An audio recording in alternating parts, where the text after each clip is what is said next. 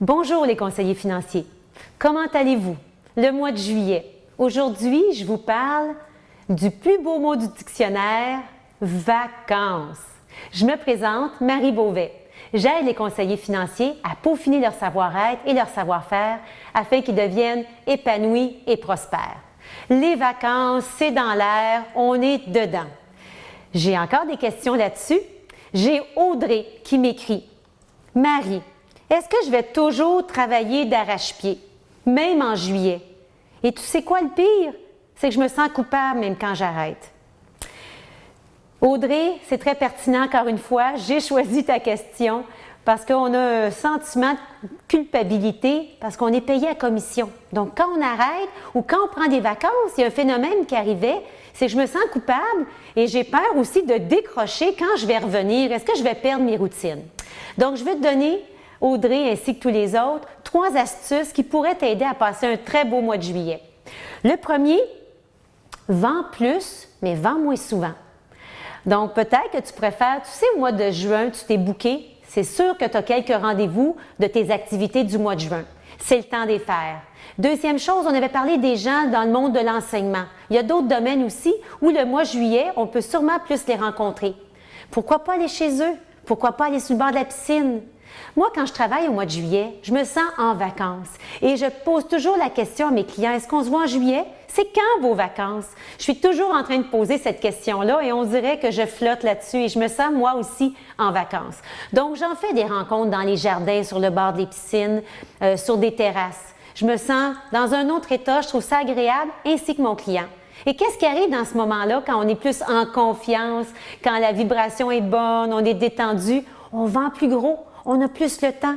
Nos cadres, les gens, les grands gestionnaires, souvent dans l'année, calculent les budgets, ils n'ont pas le temps. Mais au mois de juillet, c'est une autre chose. Ils ne partent pas toute leur période de vacances. Il y a quelques jours, souvent, ils sont à la maison. Pourquoi pas les rencontrer, les inviter au resto?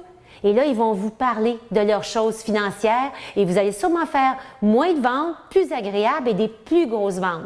Donc, mon astuce numéro 1, vendez moins souvent, mais vendez plus gros.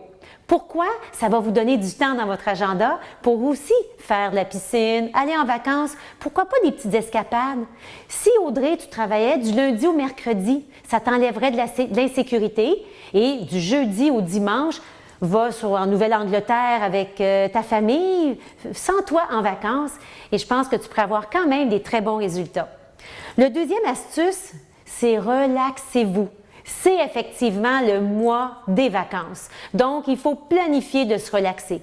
Parce que vous savez, déjà mi-août, vous allez avoir des rencontres, des meetings, des firmes vous donnent des nouvelles formations. Si vous ne vous êtes pas reposé en ce moment, en juillet, vous allez être fatigué au mois d'août, vous ne recommencerez pas aussi autant en feu et pleine d'énergie pour le mois de septembre et l'automne que vous voulez faire productif et de bonne façon. Alors, relaxez-vous, planifiez de vous relaxer. Vous pouvez, comme moi en général, je ne prends pas de vacances au mois de juillet. Je les prends dans le temps des congrès, au printemps, mais je ne fais pas les mêmes genres de semaines. Je vends plus, mais moins souvent. Troisième astuce, planifiez-vous. Planifiez, allez un regard sur vos chiffres. C'est très important, conseiller financier. On vient de terminer un semestre, le semestre du 30 juin. Regardez où vous en êtes. Juillet, pensez aux gens qui terminent l'école. Qu'est-ce qu'il y a souvent fin juin, début juillet? Les gens, des fois, font du rattrapage. On reprend un cours. Faites la même chose. Est-ce que vous, dans vos chiffres, est-ce que vous êtes content par rapport aux objectifs que vous vous êtes donnés en janvier? Est-ce que vous avez du rattrapage à faire? Ou plutôt, tous les conseillers sont en vacances, vous travaillez? Fantastique! Vous allez peut-être les dépasser si vous aimez vous dépasser vous-même, dépasser d'autres personnes, utilisez ça comme outil de motivation.